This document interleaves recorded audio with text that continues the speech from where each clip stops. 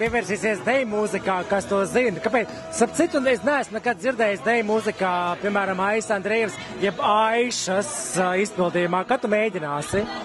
Deju mūzikas izpildīt kādu, nu, jā. Īstenībā, Kamoliņš, man liekas, ka jau ir visi uz deju mūziku vēl. Nu, ir, jā, bet nav, nu. Bet, man liekas, ka tas ir tāds, nu, tas ir pops, bet vairāk uz tādu deju mūziku jau, jo tas ritmiņš jau aiziet, tur tāds. Nezinu. Es tā domāju, piemēram, tāds reāls bumci, bet tāds smugs bumci un Aiša, jeb Aija Andrejeva. Nu, tam īsti, varbūt nevajag tur uzsvērt Aišu vai Aiju Andrejevu, bet vispār es tā baigi nepiedomāju pie tā, kā tur skanēs, jo sākumā vispār es dziedēju riktīgo roķi ar tēti kopā laidām, ja, tad pēc tam kaut kā pārgāju uz tādu popsīgāku, tad pēc tam uz kaut ko elektroniskāku, pēc tam uz kaut ko... Es kaut kā pēc sajūtām vados, kā iznāk, strādājot stūdžā, kaut ko rakstot, darot, radoši darbojoties, kas no tā viss iznāk, to arī mēs, dodam jums, tev. Ir tomēr cilvēki, kur saka, piemēram, vieniem Aija patīk labāk lētām, citiem patīk piksēs, piemēram, kaut kas roķīgāks. Kas tev šobrīd pašai ir tuvāks? Tomēr ir kaut kāds laiks pagājis. Kas šobrīd ir tas, kas, piemēram, ar tevi asociējās vairāk? Kāds mūzikas stils? Man pašai ar sevi? Es vienmēr rakstu, spridzeklis, man tik grūti. Es jau spridzinu tāpat. Man vai jocīgi, man tas jau liekas, bišķiņ kā lamu vārds jau, gan rīz vai spridzeklis. Bet tā laikam ir, es nezinu. Cik tu uz mani apvainosies, es tev, piemēram, kādreiz nosaukšu par Aišu. Es zinu, ka tev sauc Aija, piemēram. Nē. Bet es nesaprotu īstenībā šo joku par to Aišu un Aiju. Kurš izgudroja to, ka man nepatīk, ka man sauc par Aišu? Mums komentāros, saka, viņa tagad ir Aiša, Aiša ir mirusi.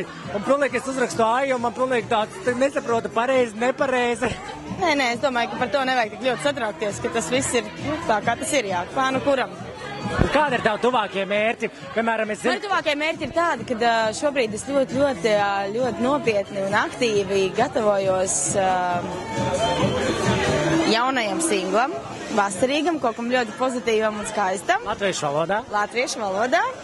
Tad es gatavojos atvērt jums savas mājas. Tas, lai paliek noslēpums kādas. Tad es gatavojos vēl šādiem tādiem projektiem, bet tā tuvākie plāni īstenībā mēnešu laikā jau es droši vien jūs aicināšu arī ciemos uz kādu no prezentācijām. Mājas prezentāciju un dziesmas prezentāciju. Tā varētu teikt, jā.